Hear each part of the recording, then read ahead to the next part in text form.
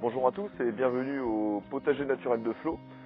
On est au début du mois d'avril, on traverse une grosse vague de froid. Donc je vais vous montrer dans cette vidéo comment on peut gérer au mieux les plants qui sont dans une serre froide. Et puis à la fin de cette vidéo, vous verrez comment on plante des fèves, puisque là c'est le bon moment pour moi en tout cas, pour planter les fèves. Voilà, donc c'est parti pour cette vidéo.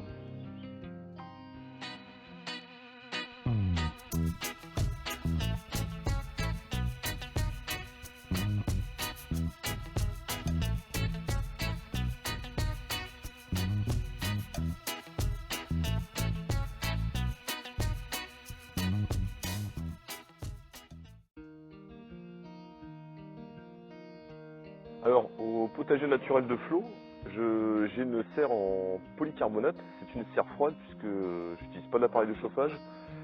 J'utilise même pas de voile de forçage.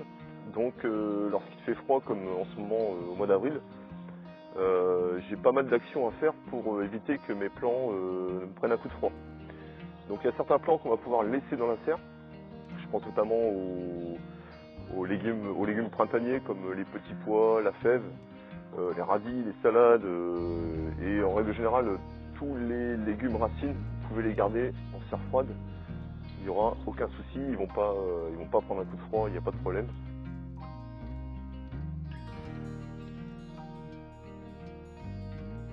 Si vous cultivez en pleine terre dans la serre, comme moi j'ai fait par exemple pour les salades et les radis, vous verrez que dès le mois de mars on peut commencer à récolter. Nous ici on a déjà commencé à manger des radis et les salades ça va pas tarder. Donc vous pouvez continuer au fur et à mesure des récoltes, vous récoltez vos radis, vous en semez, même chose pour les salades, et ça vous permet déjà d'optimiser votre saison.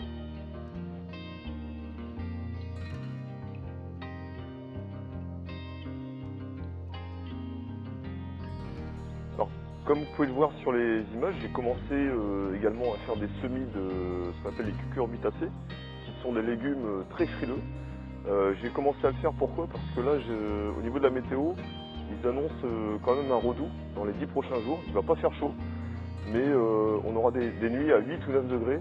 Et pour tout ce qui est germination de ces légumes, comme par exemple les cornichons, les concombres, les courgettes ou les citrouilles par exemple, ça suffira largement la journée puisque dans la serre, vous pouvez monter facile à 20-25 degrés dès lors qu'il y a un petit rayon de soleil.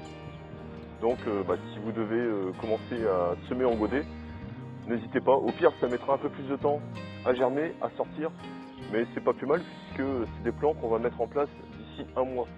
Et ça pousse très vite en général. Donc pas d'inquiétude, vous pouvez quand même y aller. Ça, vous pouvez le faire dans la serre froide.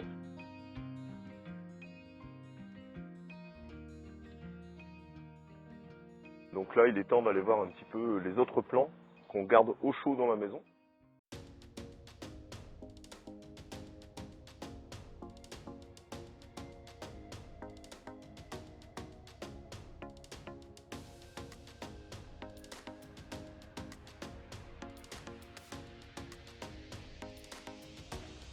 Donc là, dans la maison, c'est un peu la jungle.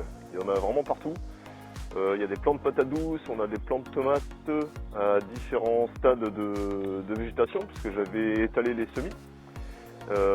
On a également des plants de poivrons. Et tout ça est encore au chaud dans la maison. Et j'ai vraiment hâte de les mettre dans la serre, puisque ça prend énormément de place.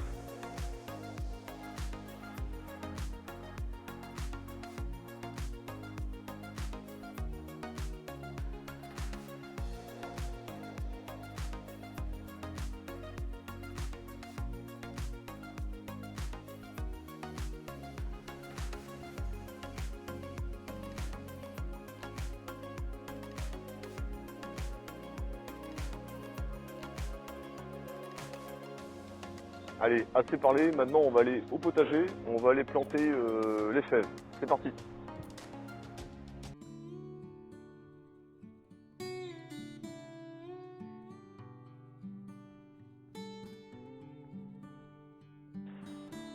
Donc là j'avais fait des semis de fèves en godet.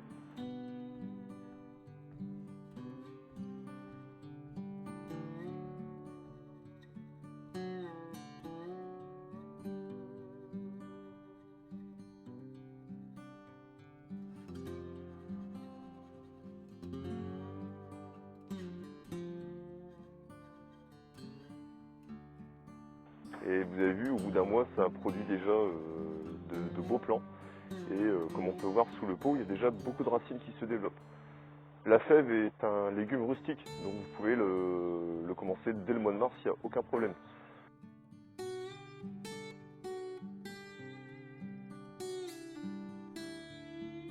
Alors pour optimiser l'espace de culture, je les associe avec mes fraisiers. Donc là ici vous avez une parcelle de fraisiers que j'avais paillé, mais les poules ont fait un peu de dégâts. Donc première chose à faire déjà, ça va être de mettre un peu d'ordre dans tout ça avant de planter les fèves.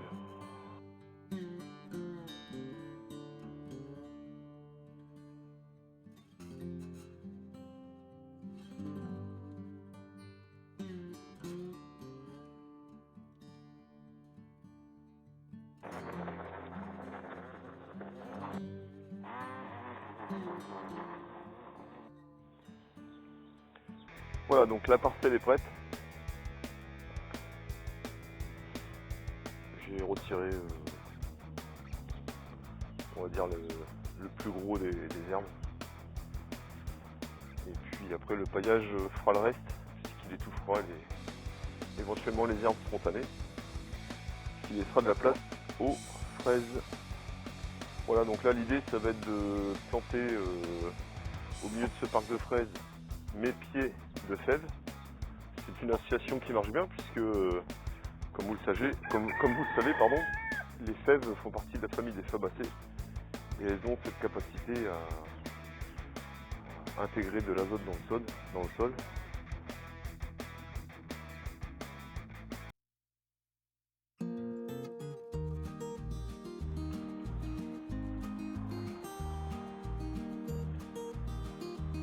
Donc là c'est parti, on va planter nos fèves. Vous les espacez de 30-40 cm, c'est bien. Hop. Bon là il n'y a rien de particulier. Hein. C'est... Comment dirais-je, c'est de la plantation. Hein. Vous récupérez votre motte. Vous écartez le paillage.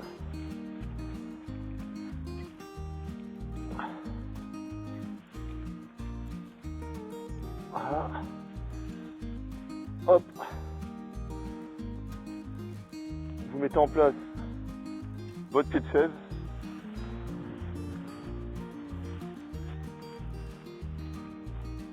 Et voilà. Et on continue comme ça.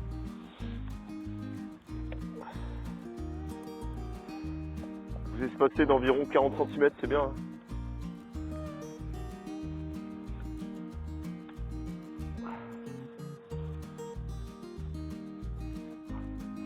On voit que la terre elle est très humide.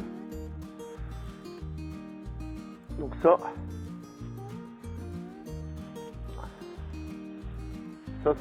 C'est bien parce que ça évitera d'arroser finalement. D'autant plus qu'ils ont prévu du froid. Voilà donc nos deux premiers pieds. Hop. Voilà.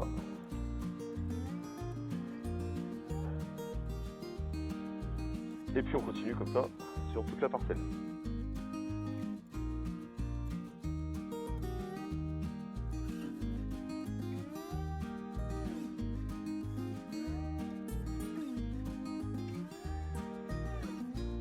Donc voilà, nos pieds de fèves sont plantés. Voilà, ils vont se plaire. Avec les fraisiers, il n'y a aucun problème. C'est une association qui marche bien. Quel que soit votre sol de départ, hein, la fève s'adapte très facilement, même à un sol pas forcément très riche. Au contraire, elle va le nourrir. Et du coup, vous aurez un sol meilleur après avoir mis des fèves. Alors, j'en ai pas mis beaucoup, hein. Entre 12 et 20 pieds, c'est largement suffisant pour 4 personnes. C'est pas forcément un légume qu'on consomme énormément. Mais ça fait plaisir. Alors, la question maintenant, ça va être est-ce que je vais mettre en place des tuteurs pour cette culture? Alors les fèves, c'est pas des plantes qui montent très haut, ça monte à peu près à 60-80 cm. Ici, vous avez vu, il y a beaucoup de vent, donc mine de rien les gousses sont quand même très lourdes, donc il vaut mieux quand même les tutorer. Donc première raison, voilà, le tuteur par rapport au vent. La deuxième raison, c'est les limaces. Les limaces, elles adorent manger des fèves. Et si votre plant il s'affale au sol, les limaces n'auront plus qu'à se servir et vous aurez peu de récolte. Donc il vaut mieux protéger les légumes en les tutorant.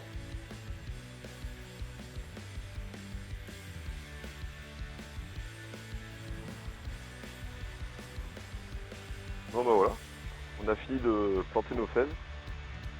On a installé nos tuteurs.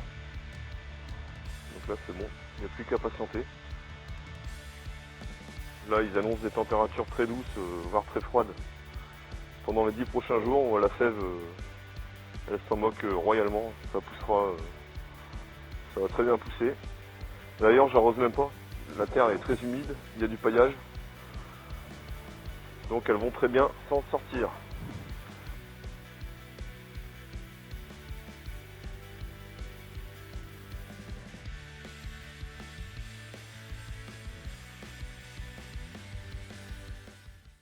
Donc là, ce qu'on vient de faire début avril avec les fèves, on pourrait le faire en fait dès le mois de mars. C'est-à-dire que si vous avez moins d'espace de culture, si vous voulez pas forcément faire des associations de culture, à ce moment-là, pour optimiser votre espace de culture, moi je vous invite à semer en godet vos fèves beaucoup plus tôt en saison et de les mettre en place dès le mois de mars. Comme ça, après la récolte, vous pourrez les remplacer par un autre légume.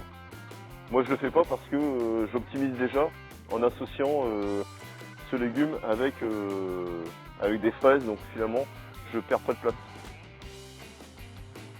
La deuxième chose, quel est l'intérêt de semer en godet vos fèves, puisque vous pouvez les semer directement en pleine terre. Alors pourquoi les semer en godet? Alors si vous avez un sol, ici vous travaillez sur paillage, sur un sol vivant, vous avez plein de larves, plein de vers, et généralement ils adorent les graines de fèves. Donc si vous les semez directement, moi l'an dernier c'est ce que j'ai fait, j'ai rien récolté, tout a été mangé. Donc maintenant ce que je fais c'est que je les mets en godet et ils sont suffisamment costauds pour résister à toutes les attaques de limaces, d'oiseaux, enfin peu importe. Là de cette taille là normalement ils vont être sereins pour les prochains jours. Donc voilà pourquoi je les sème en godet. Je fais exactement la même chose pour les petits pois.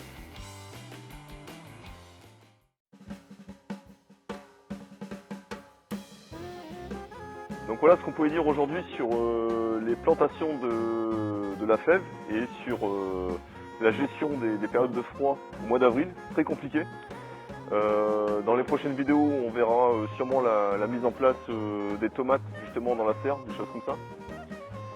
Je remercie tous les nouveaux abonnés qui ont rejoint la chaîne. Merci beaucoup, ça m'encourage à continuer. Donc je vous souhaite à tous un très bon jardinage et puis à très bientôt pour des beaux jours. À bientôt, salut, ciao.